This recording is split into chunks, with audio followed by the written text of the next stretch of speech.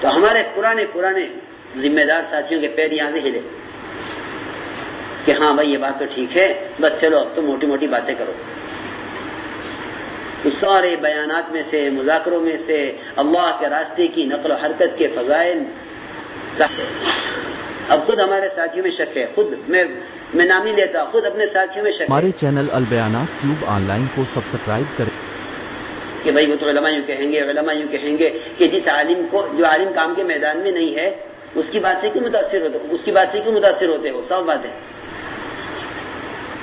ہمارے یہاں جواب دینا نہیں ہے، اپنے کام میں لگے رہو، کیونکہ اعتراض ہوتا ہے نہ جاننے کی وجہ سے. میں خوب جانتا ہوں کہ ہمارے مجمع کے کام سے بیٹھنے یا دوسری فکروں کی طرف متوجہ ہونے کی اصل وجہ یہ ہے